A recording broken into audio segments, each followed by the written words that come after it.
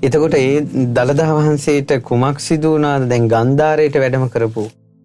ඒ අපි දැනගත යුතුයි. ගන්ධාර දේශයට එහෙම නැත්නම් ගන්ධාරය කියලා අද වර්තමාන ඇෆ්ගනිස්තානයේ කන්දහාර ප්‍රදේශයේ තමයි ඒ කාලේ විස්තර කරලා තියෙන්නේ.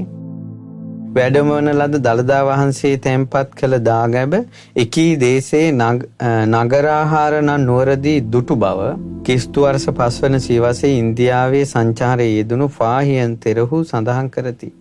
ෆාහියන්ගේ දේශාන්තන වාර්තාවල තියෙන එක. ඉන්දියාවේ උත්තර සීමාවේ හිංගලනම් ගමෙහි බුදුන්ගේ දන්ත ධාතුවක් පවත්නා බැව් තිබ්බතයේ ඓතිහාසික වාර්තාවලත් සඳහන් වෙනවා.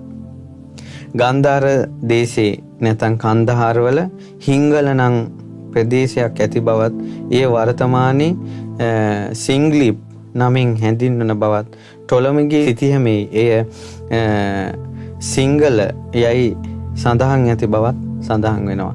මේ යථෝක්ත දළදා වහන්සේ නිදන් කළ චෛත්‍යය එහි පීඨා ඇතැයි සිතිය හැක කියලා ඉතින් එතුමා ඒ විස්තරය ලියනවා. එතකොට වර්තමානයේ කන්දහාර ඇෆ්ගනිස්තානයේ. ඉතින් අද වෙනකොට කොහොම කොයි විදිහට වැඩ ඉන්නවද කියලා දන්නේ නැහැ. ඒ දළදා වහන්සේ ගැන ඔතනින් එහා තොරතුරු දන්නේ නැහැ.